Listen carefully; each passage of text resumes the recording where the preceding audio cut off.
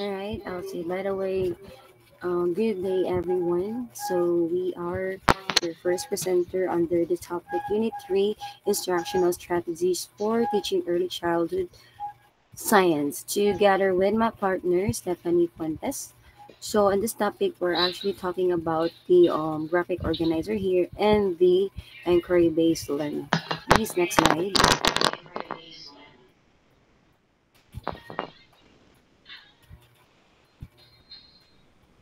All right, I'll see again. So the topics are the inquiry base and the graphic organizers. So first, we have here the graphic organizers. So in this report, guys, it explores us the use of graphic organizers as an instructional strategy to enhance science teaching in early childhood classroom. What is graphic organizer, by the way? So can anyone who has an idea what is an graphic organizer? All right, I'll see. I already someone who raised her. And first, can I have Viliasor? What is your idea? What is a graphic organizer is? So when we say organizer, it is the tools that can help you organize and understand the information that you will put in that certain activity. So, for example, it could be you can use shapes or lines so that the information will be organized. I see. Thank you so much for Viliasor. Yes, Viliasor is quite connected to our topic here. Graphic organizers is actually correct. So please next slide. So yeah, all right. All right, I see. So as you can see on the presentation, graphic organizer is a powerful visual tools that help young children organize and understand science concept. So this graphic organizer is a visual tools that helps again to organize and present information in a structured way. They are actually particularly effective in early childhood science education, where young learners benefit from visual aids to understand complex concepts. So from its work, planning graphic, these graphic organizers can understand or make the learner understand a concept, a conflict or a complex concepts. So please next slide. All right, all right, next slides again. I see. So here are the importance of graphic organizer in early childhood science. So graphic organizer help young learners to visualize scientific concepts, organizing thought, improve a memory retention. So you know what is retention, right? Who, who knows what is a retention? Can anyone answer what is a retention is? I see. So retention is like um from the word steal. All right, I see someone who's raising hand. You can actually answer, Angela.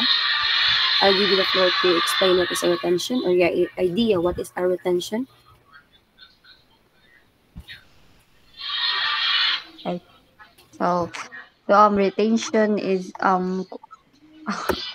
is ability to remember and also keep information over time.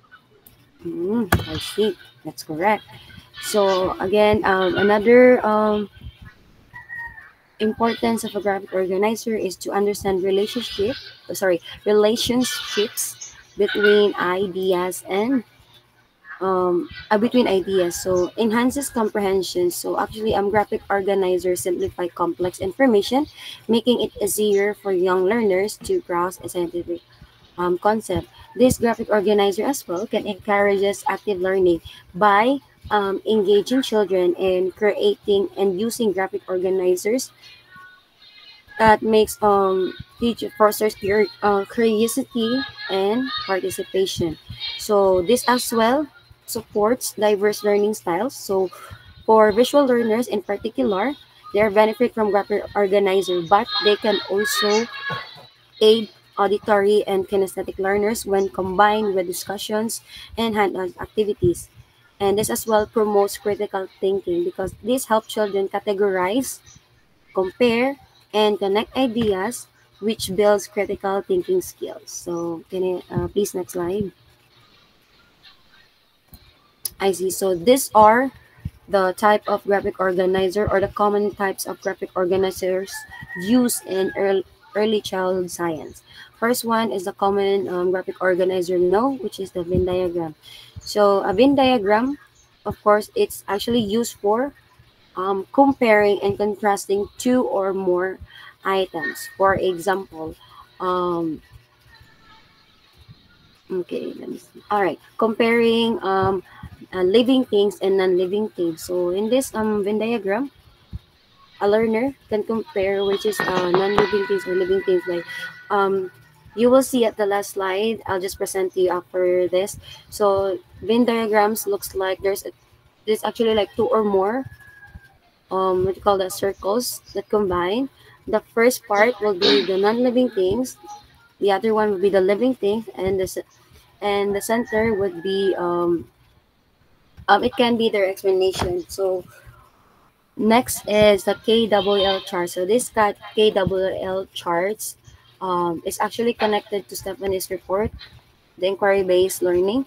So KWL charts are tools for that guides inquiry-based learning. For example, student can document what they know, or what you call what I know on the topic, what they want or what I want to know on the topic, and later on they will fill into what I learned about on the topic. Like for example, a plant plant growth topic. So they will be doing a KWL charts wherein they will put their what I know on this plant growth, what I want to know on the plant growth topic, and what I learn about the plant growth topic. So KWL charts looks like there's a rectangular boxes, not like a perfect rectangular box like that. It's sorry. So like that. One, two, and three. Then first is what I know, what I want to know, and what I learn about the topics. Next is the mind maps. So a mind maps visually represent a concept and their relation. So for example, there is mapping the parts of a plant and their function. It's look like what do you call that? All right. Sorry. RAS, would you mind to allow me to please go to the last slide for graphic organizer? Up. Stop. Sorry. This one. This is the. I see. All right. This is the mind maps, guys.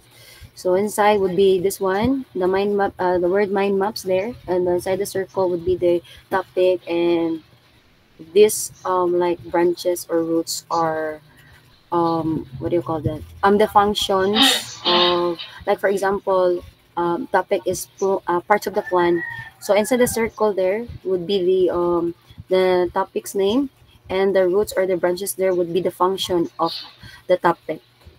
So please let me go back to the um, parts or types of graphic organizer, please. Thank you. So lastly, next one would be flow charts. So flow charts, from its word flow, so it should be the illustration of process in a sequence form. For example, the best example here is water cycle. So we all know that water cycle has a sequence on how it goes through. So next is lastly is the T charts. So T charts help early childhood learner to compare a set of data or ideas.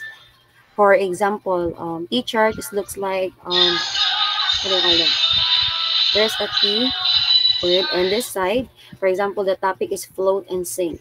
So T form. This is the topic for the float, and this is the topic for the sink. So early childhood learner would sort objects that float and sink. Uh, Next, please. Sorry. So these are the examples of um,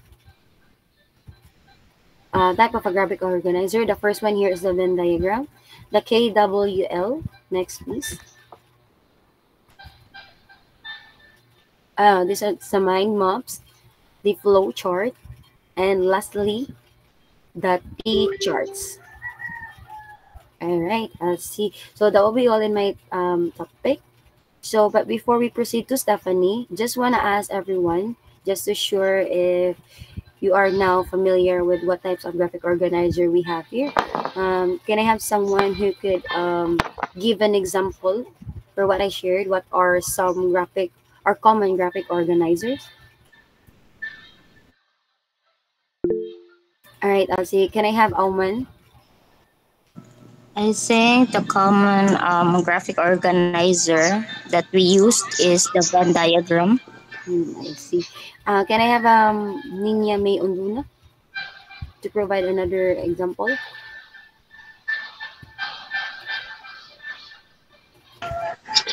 Concept maps Okay, that will be right.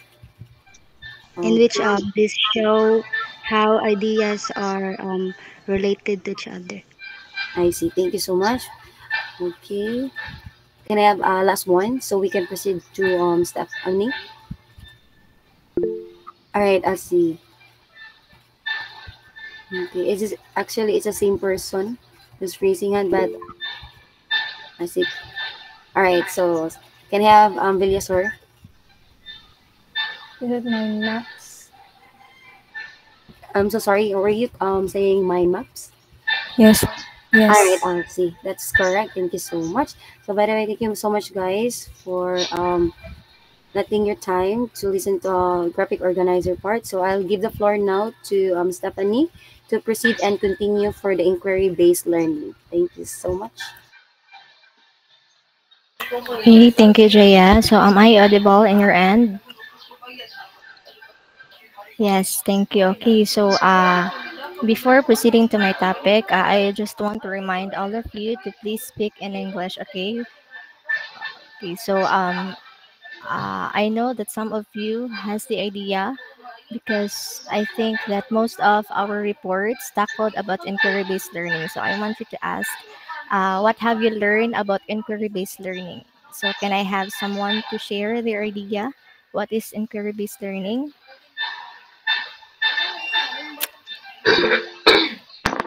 Oh my God, same person again. Can I have Portia to share her idea? What have you learned about inquiry-based learning? Just your opinion.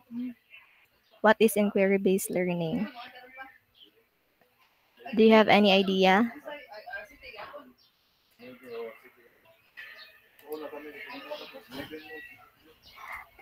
Okay, so okay, let me call on.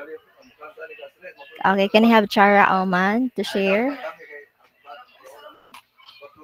I think inquiry based learning is a process or a learning process it that engage children or the learners by making a real world connections like such as explorations discoveries like that. Yes, exactly. So Chara is right. So, actually, there is a popular saying in education from Benjamin Franklin.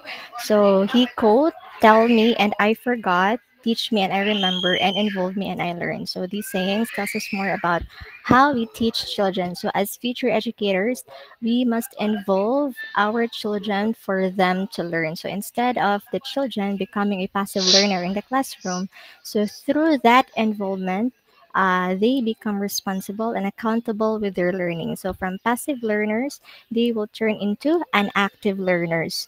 So on query-based learning, this is an effective strategies that teachers can use in teaching. So as we all know that children are naturally curious and that curiosity leads them to ask questions. So they're often asking about the things around them and how these things work.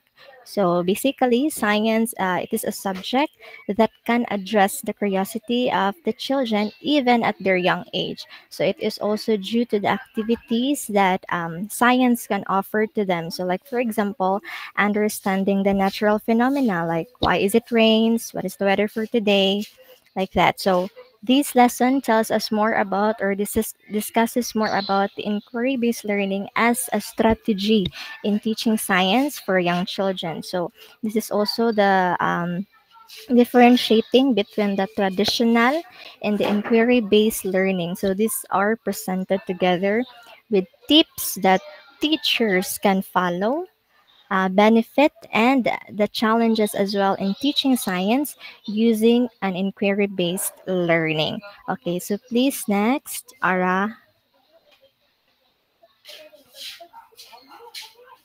Okay, so inquiry-based learning.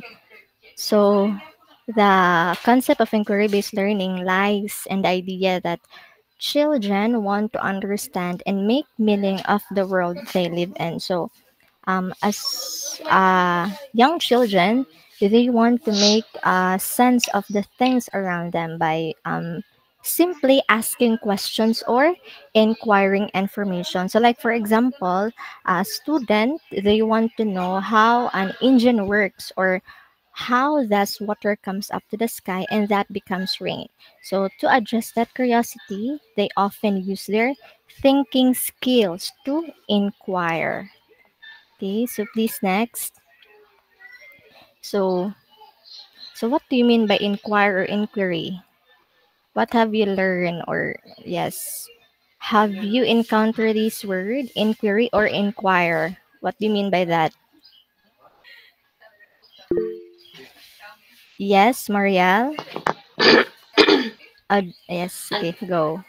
I think for my understanding, when you say inquiries, you are going to like you are going to clarify things by asking something like that. Okay, thank you. Exactly. So when we say inquiry or inquire, it is simply the process of acquiring information by investigation, often voluntarily carried out by the person who is eager to understand that phenomena.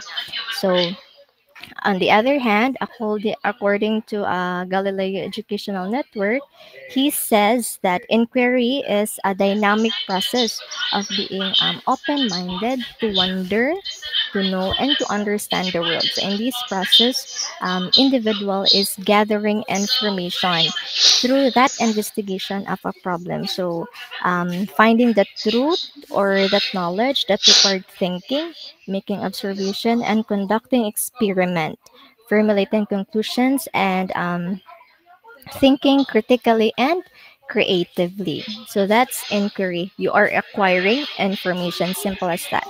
The next one is the inquiry based learning. So, inquiry based learning is anchored on the principle of constructivism and has regard to a process of personal discovery by the learner. So, what do you mean by constructivism?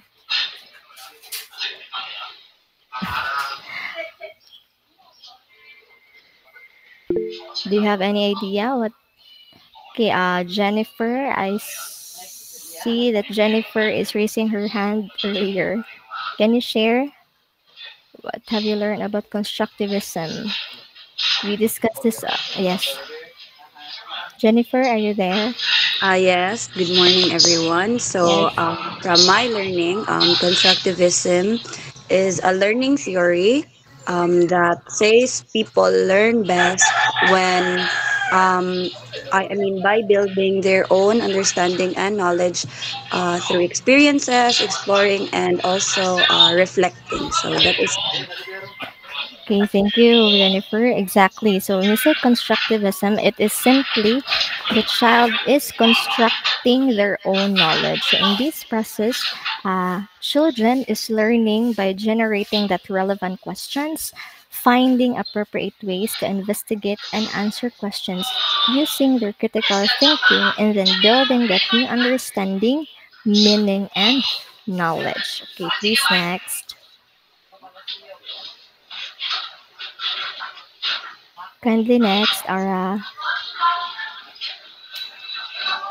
Okay, so There are three mediums of inquiry-based science teaching. So,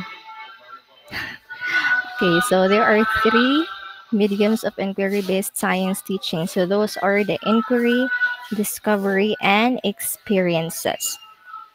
So when you say inquiry, like what I've said earlier, it is simply acquiring information, and this involves the understanding of a science using a scientific experiment. So it is the practice of testing and trying out and searching for different information that allows the children to see the pattern and connection of things or concept that leads to discovery. So in that discovery as well, it deals with obtaining knowledge, the concept, and generalization. While experiences, this serves as the core in which both the inquiry and the discovery process occur, allowing that development of science process skills and a fact finding to take place. So I have an example here. If we will connect these three mediums of inquiry-based science teaching, so like for example, in inquiry, um, this involves an asking questions.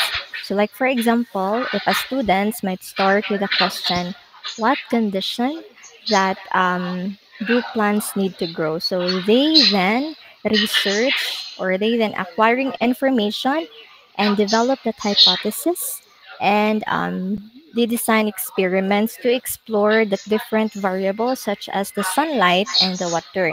And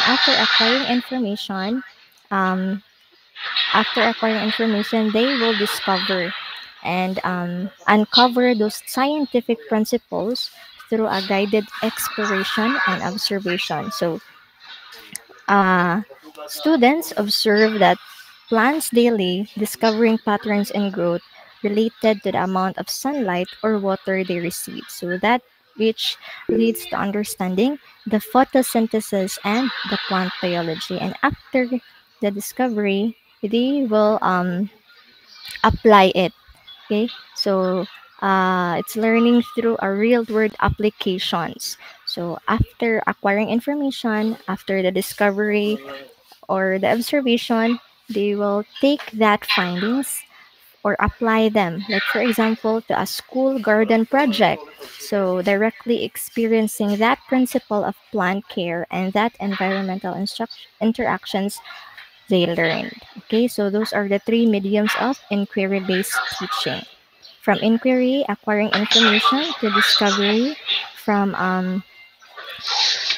um, observing or guided exploration to applying or to the experiences. Okay, so together with these three, this can help, and so yeah, this can help the students to have a well-rounded and experiential understanding of science. Okay, please next, Ara. Okay, so we have here the comparison of tradition and the inquiry-based learning. So here are the characteristic: principal learning theory, students' participation, students' involvement and outcomes, students' role, curriculum goals, and the teacher's goals. So we will differentiate these characteristics from a traditional to inquiry-based learning. Okay, so the first one is the principle of learning theory. So in excuse me. So in traditional and principle of learning theory, it is behaviorism. So when you say behaviorism, it is based on a direct instruction where it is more focused on the transmission of knowledge from simply from teacher to student. Okay, so that's for the tradition of principal learning theory. So from teacher to student only. But when we say in inquiry based in principal learning theory, it is rooted from constructivism. So this is where students they construct their own knowledge through exploration and that active engagement and a real world questions and problems. So from behaviorism and a traditional and behaviorism from teacher to student, to inquiry-based learning, where students they are the one to construct their own knowledge. So they are the one to explore in a real world questions and problem. So that's for the principal learning theory. That's for the traditional in behaviorism, and inquiry-based learnings for constructivism. The second one is the student's participation. So in traditional passive, what do you mean by passive? Passive learners. What do you mean by that? Do you have any idea? What is passive? What passive learners? Are you familiar with the word passive?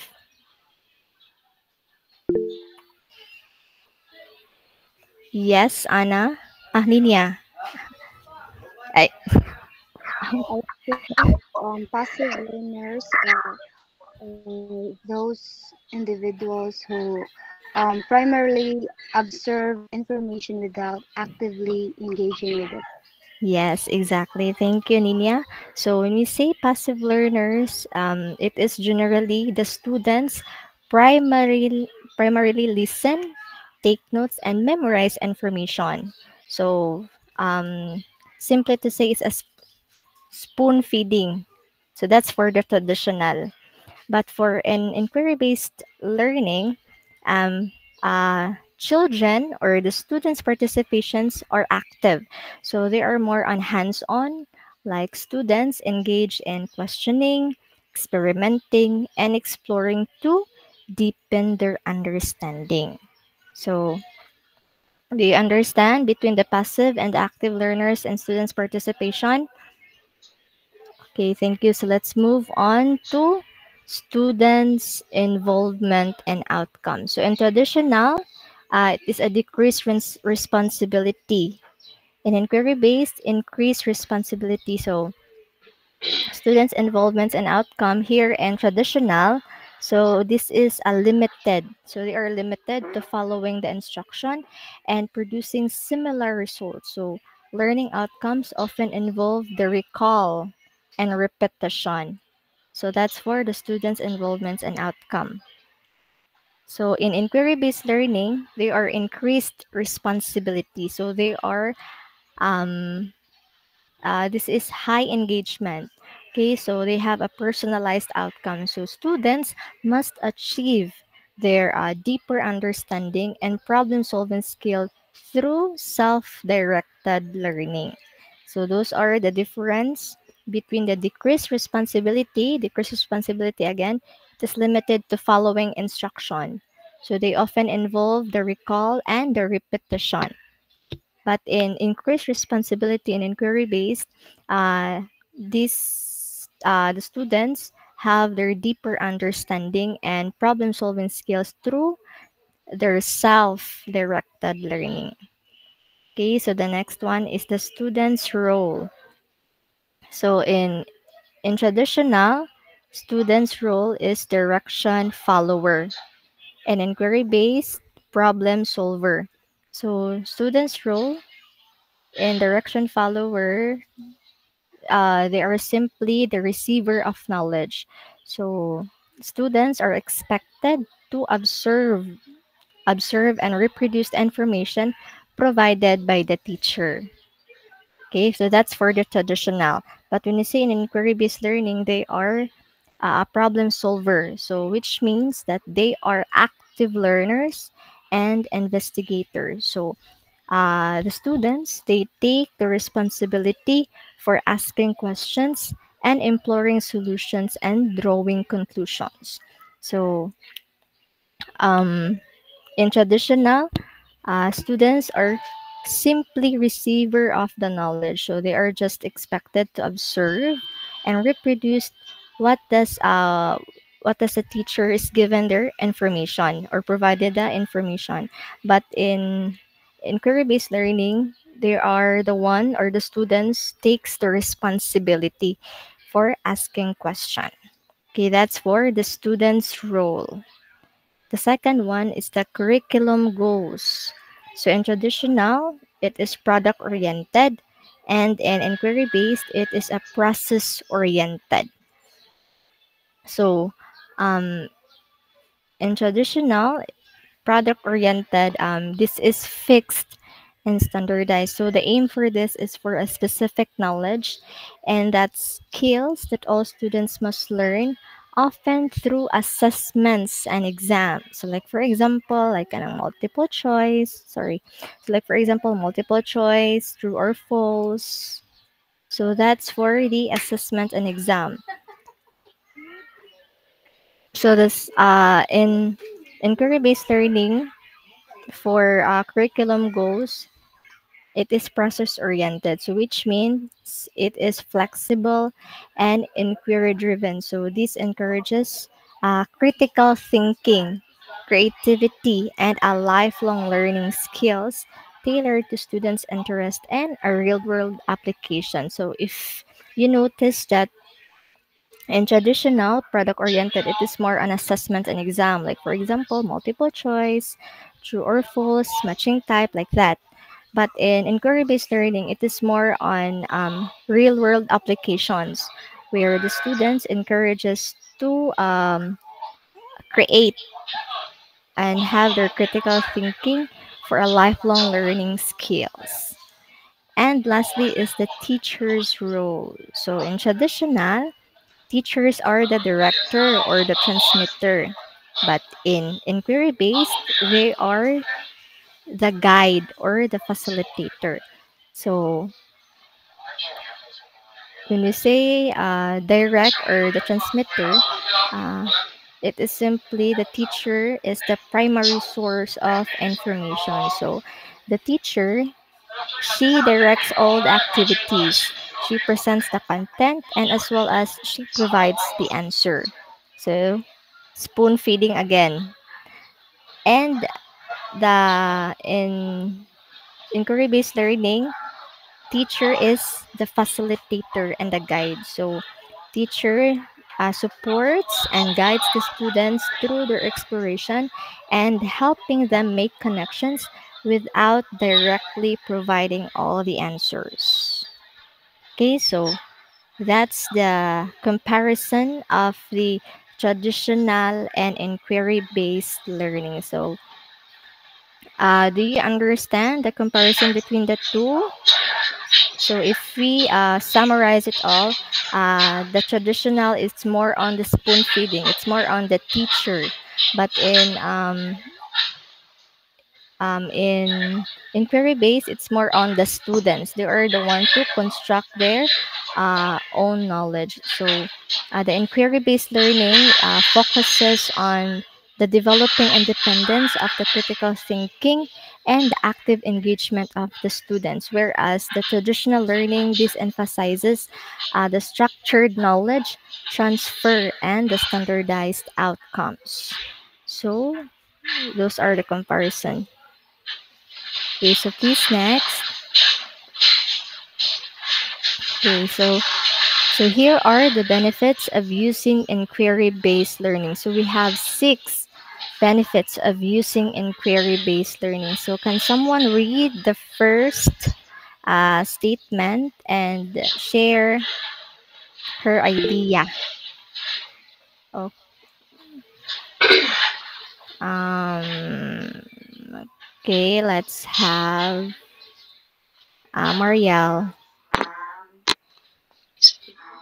Excuse me. So for regarding me, so benefits of using inquiry-based learning. Number one, develop skills in formulating and asking questions. So as we all know, inquiry-based learning, it is focused on acquiring information. So here in inquiry-based learning, it develops our skills to ask questions because we are curious about some informations. That's why we are formulating and asking questions to gain this facts and yeah, detailed information.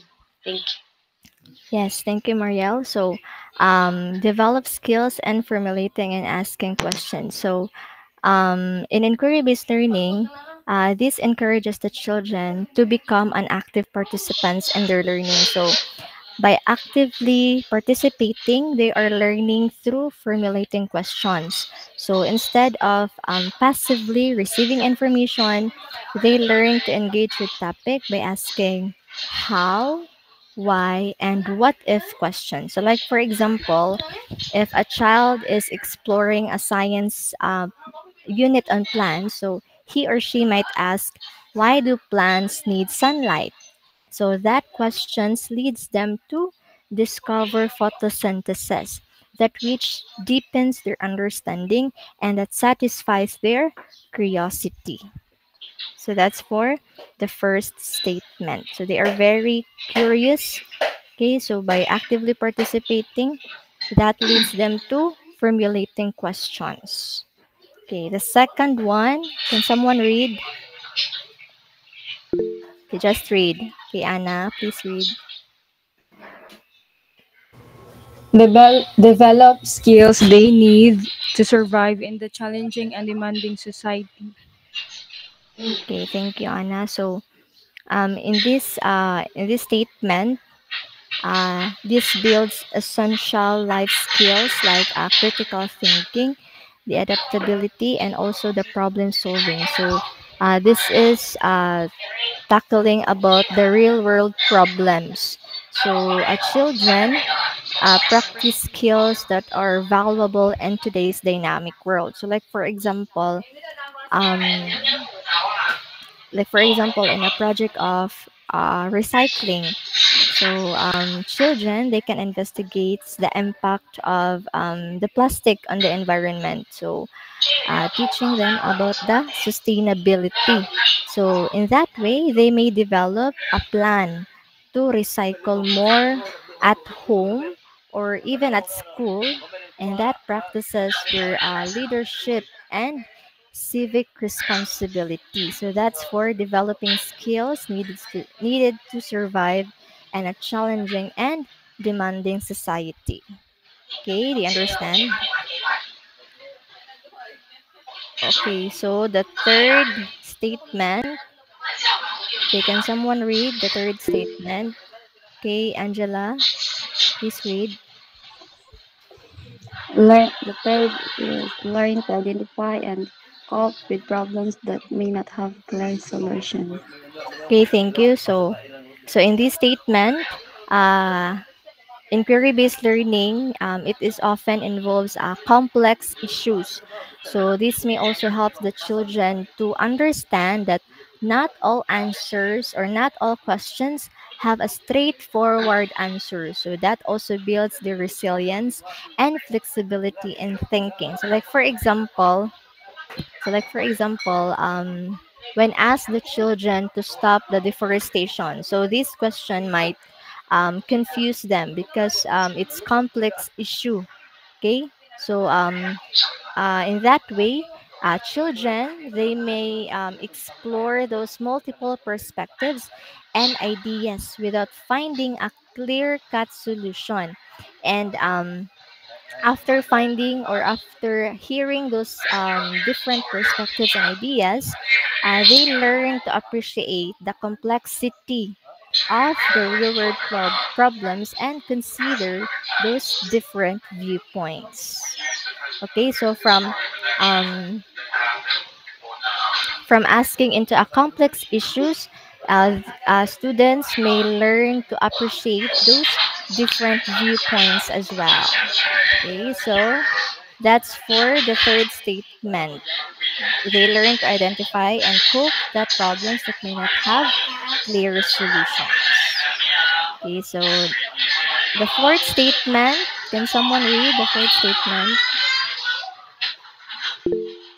Okay, can I have Sabrina Pilato? For deal with changes and challenges to understanding. Okay, thank you. So in this statement, deal with changes and challenges to understanding. So the children, they will learn to embrace new ideas and revise their thoughts, and as well as adapt when confronted with new information. So this helps them to become more open-minded and adaptable as well. So like for example, if a children starts a project that um, if a children starts a project thinking that all bugs are harmful, okay, they may think about all bugs are harmful. So they may discover through research that some insects are beneficial. It is not harmful, but some insects are beneficial. So these challenges, this broadens their understanding of the ecosystem. So from discovering that not all bugs are harmful, researching that some insects are beneficial as well. So these challenges, their broadens these challenges and broadens their understanding in the ecosystem. So that's for the fourth statement. The fifth statement, can someone read the fifth statement? Yes, Ninia. Learn to find solutions at present and for the future. Okay, thank you. So learn to find solution at present and for the future.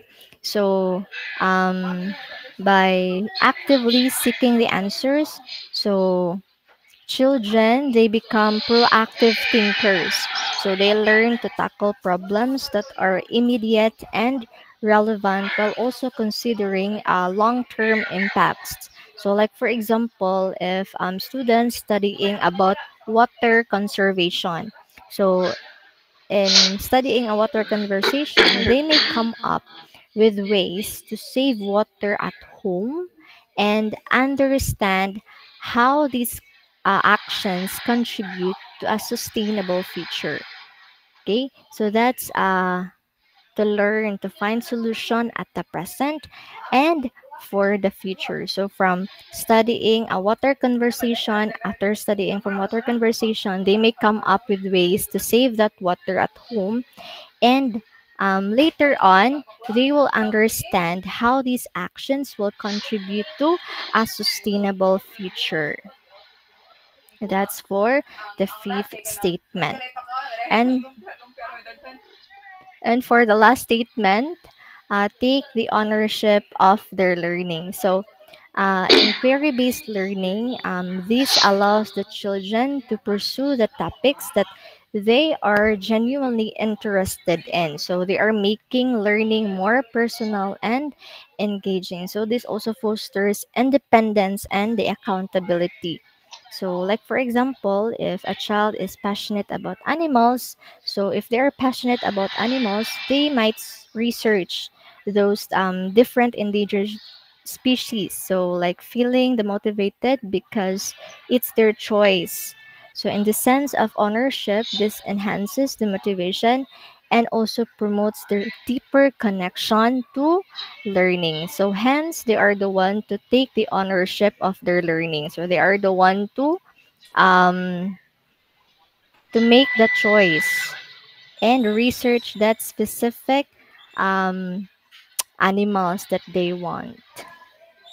So that's for the benefits of using inquiry-based learning. So in each of these areas, inquiry-based learnings, these equip the young children with valuable skills and a mindset for their lifelong learning and success. So, do you understand the benefits of using inquiry-based learning? Okay, so please next, Ara.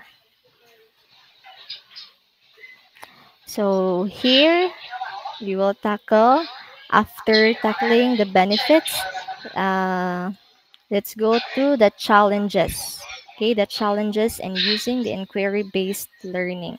So the first statement, can someone read and share their idea? First statement.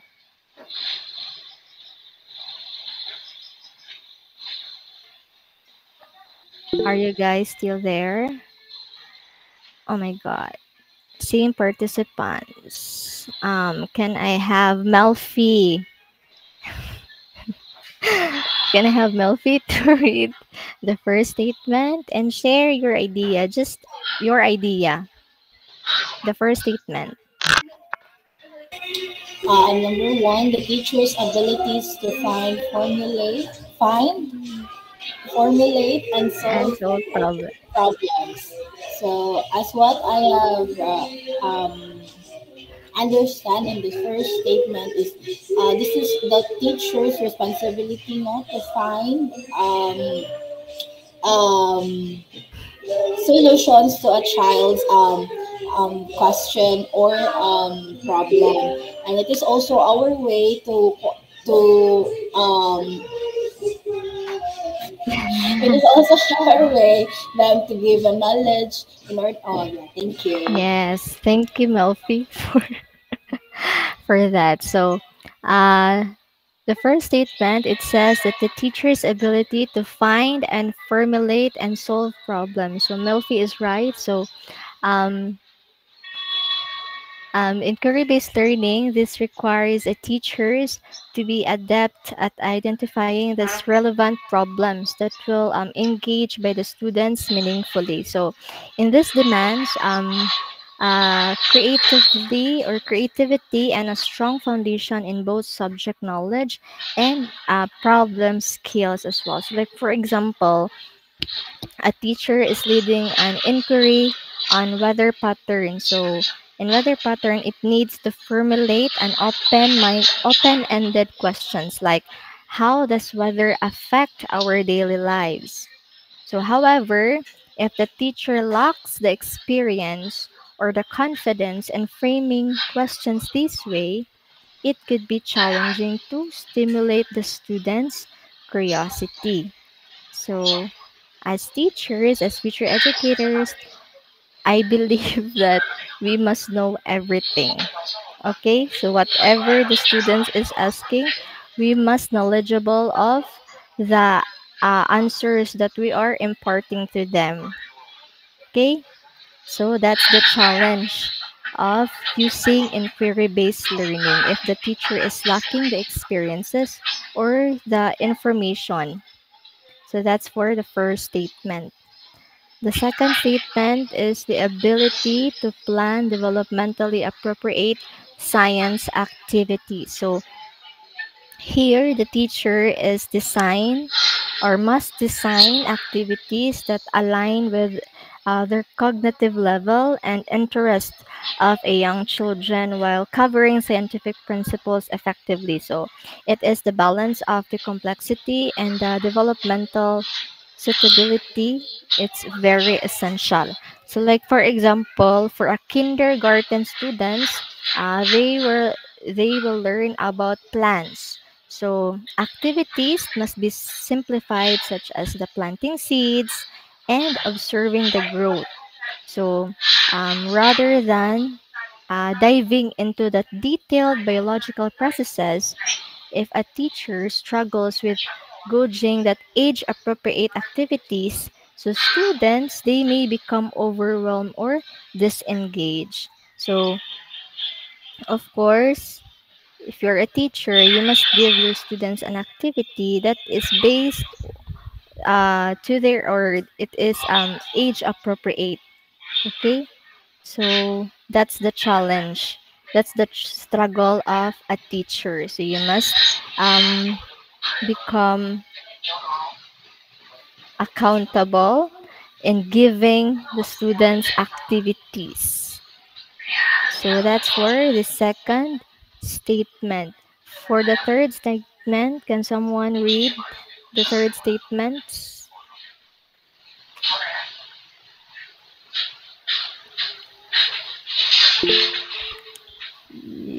Yes. Yes, Angela.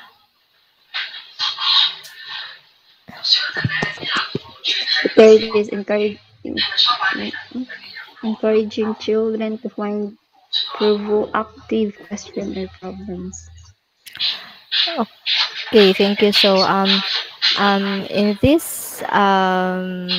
statement, it is you are going to encourage the children to find provocative questions or problems. So, um, inspiring the children to ask a meaningful and thought-provoking question. So this requires skillful facilitation and guidance for the teacher. So uh, future educators, we must create an environment where children they may feel confident in sharing their ideas. So, like for example, in a unit on ecosystem, a teacher might prompt the students to consider like how do animals and plants depend on each other.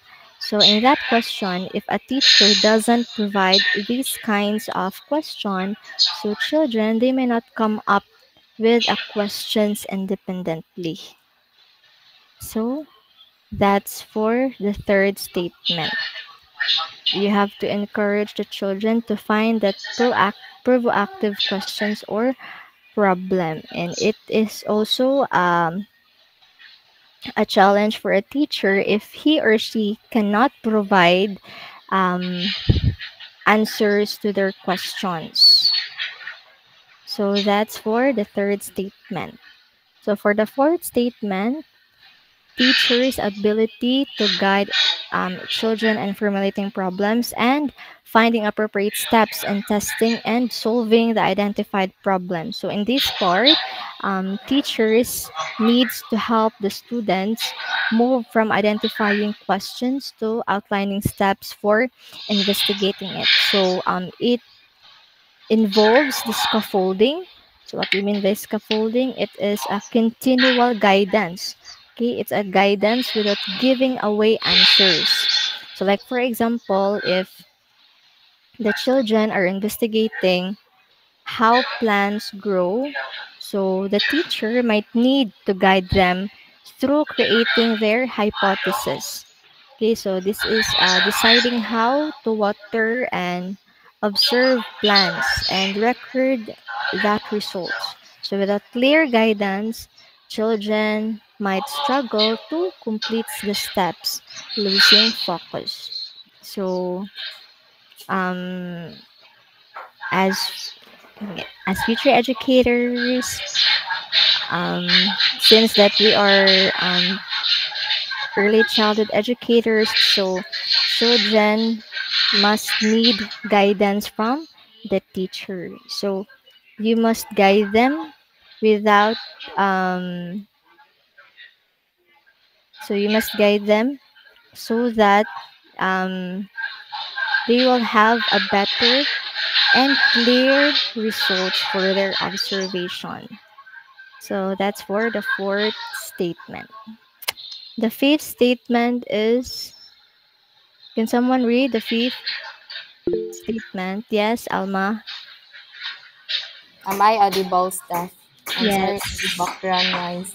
So the Yes. fifth one, fifth challenges is providing conducive classroom settings that will allow children to think, work together, experiment, use tools and equipment. So further, creating a classroom that is engaging and motivating for children. So emphasis creating a conducive classroom setting where children can think, collaborate, experiment, and use tools is about fostering an environment that inspires their curiosity, engagement, and active learning. That's all stuff. Thank Okay, you. thank you for sharing your idea. Okay, thank you, Alma. So, providing conducive classroom settings that allows the children to think, work together, experiment, and use tools and equipment, creating that engaging and motivating classroom environment. So, in inquiry-based learning, this requires a flexible and supportive environment. So, this is where the students can explore freely. Okay, so setting up a classroom that encourages collaboration and experimentation that can be challenging. So, especially with limited spaces or resources in a classroom. So, like for example, a science station, like for example, in a science lab or a science station for a hands-on activities or reading a corner with our resources on current topics that can make the classroom more engaging. However, if However, if a teacher lacks the means of training to set up such areas, it may be difficult for the students to engage fully. So, before proceeding to activities or experimentation, um, you teacher, you will see or check the areas if it is ready to um, have have activities so that the students will will not lack of they will not lack of the spaces. Okay, they can move or they can make that hands-on activities freely. So that could be a challenge for a teacher. Okay, that's for the fifth statement. And so, no, not the last. So the sixth statement is providing the tools and equipment to be used in doing and solving the task. So, before doing something or before doing an activities, you teacher, you need to supply appropriate materials for exploration. So, it's maybe constrained by the budget or the availability and limiting the depth of learning experiences. So like for example, for a lesson on magnets, having enough magnets and materials for each child to explore magnetism hands-on is ideal. So without sufficient supplies, so without proper or appropriate materials, students they may have to take turns or rely on theoretical discussion, diminishing the impact. So before proceeding to activities, uh, secure it that we have a appropriate materials for exploration so that the students can experiment and do their task freely. Okay. So the last one is the demands too much time in finding, testing, and solving. So as we all know that inquiry-based learning can be a time-consuming. So it is a time-intensive as it involves guiding the students through every step-by-step process. So from formulating question to testing ideas and analyzing results. So it could be a time consuming, but this can also be a challenge within a limited class period. Okay, so like for example, if you're investigating a question like what make things sink or float, so it could take a multiple session to explore effectively. So a teacher, he or she might find it challenging to allocate this time while balancing the other curriculum demands. So potentially rushing the process and reducing the learning outcomes.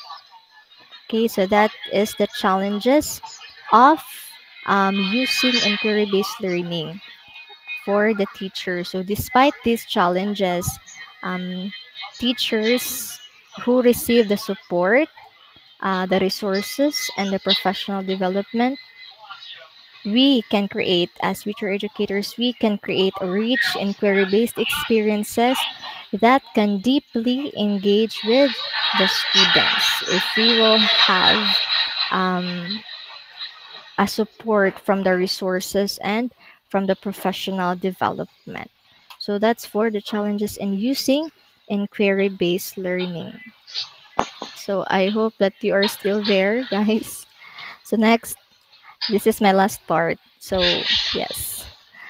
So let's move on to the suggestions for a science teacher. So okay, I'll be the one to read and to explain.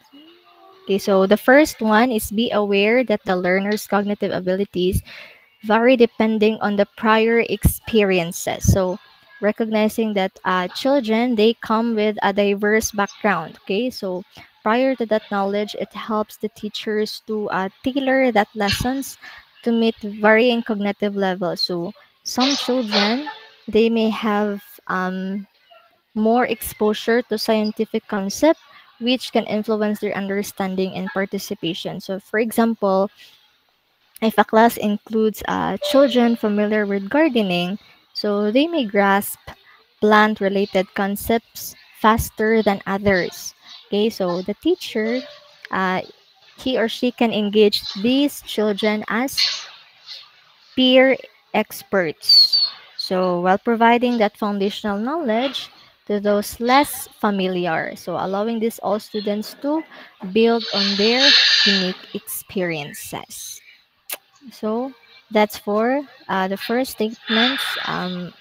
Be aware that the learner's cognitive abilities vary depending on a prior experience. Okay, it's based on their experience. So the second one is to teach children how to ask questions. So teaching children to ask questions is very fundamental in inquiry-based learning. So they are encouraged to have curiosity that helps them engage with the subject matter actively rather than waiting passively for answers. So, like for example, a teacher can model a questioning by exploring like a sample topic. So, such as whether asking what makes it rain or why is the sky blue. So afterwards the teacher can prompt the students to come up with their own questions about the weather, so that fosters a habit of inquiry. So inquiry again, it's way of exploring and experimenting something. That means children are very naturally curious, and that curiosity leads them to asking questions. So the third one is to refrain from restricting children while doing the activities. So um, allow them to have a freedom to take on their activities, so that will help the children to explore their ideas creatively and take that ownership of their learning. So overly restricting children's action or responses can stifle creativity and limiting the learning outcomes. So for example, if the students are exploring magnets, so the teacher should encourage them to try different material to see what sticks.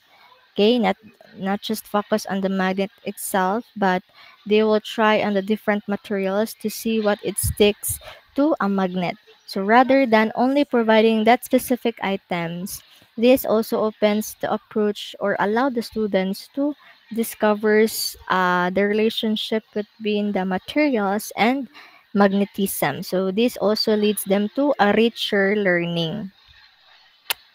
Okay, so the fourth one is be aware of your role in inquiry-based learning. So the teacher, this in inquiry-based learning, teacher act as a facilitator. So they rather direct source of answers rather than a direct source of answers. So um, teachers, they should be the provide or they should provide the guidance and supports and resource while encouraging the students to explore independently.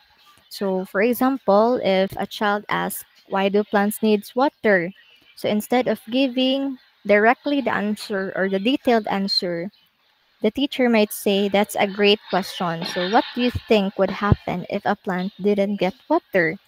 So in that way, the students may come up with the experimenting or the observation. So this approach encourages the child to make the hypothesize and investigate. So with the teacher guiding the process rather than giving the immediate answer.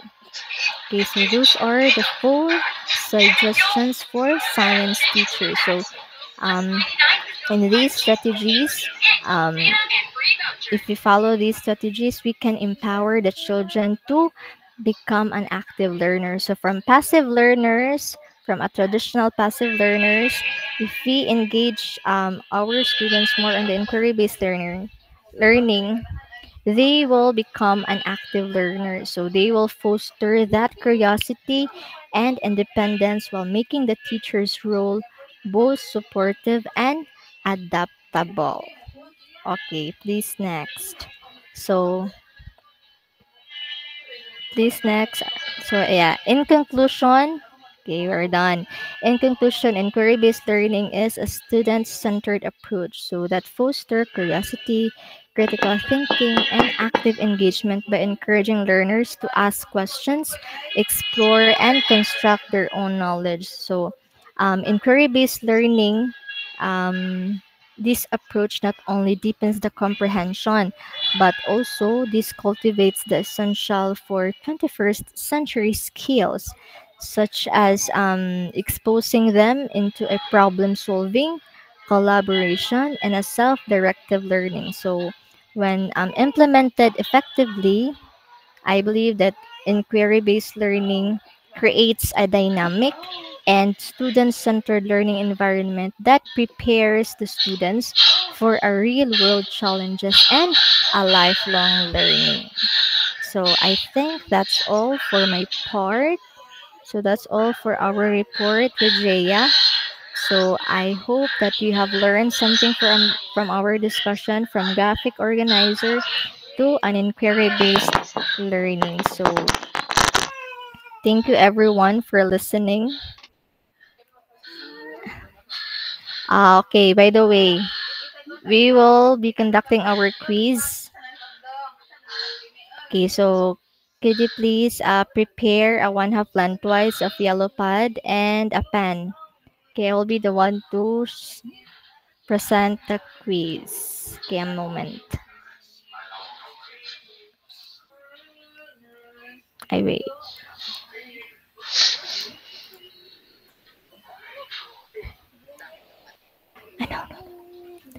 Where is that? Okay.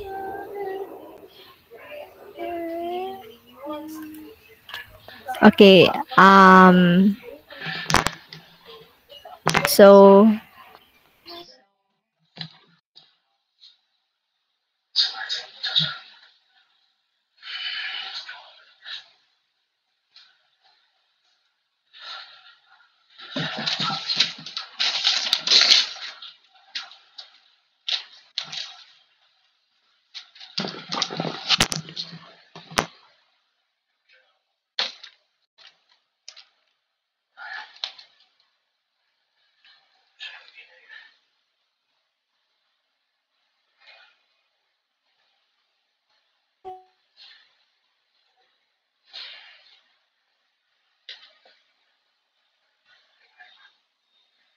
John.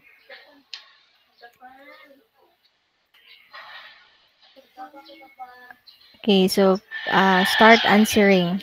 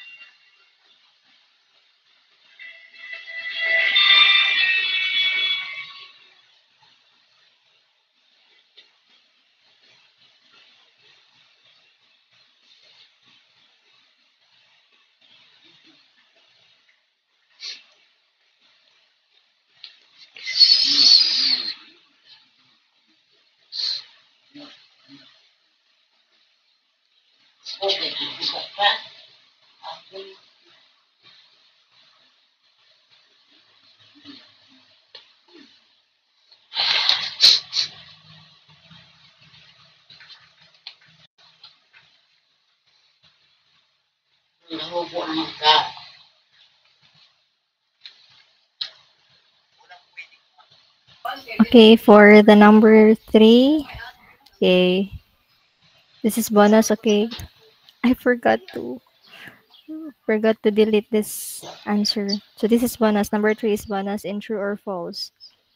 Okay, so thank you.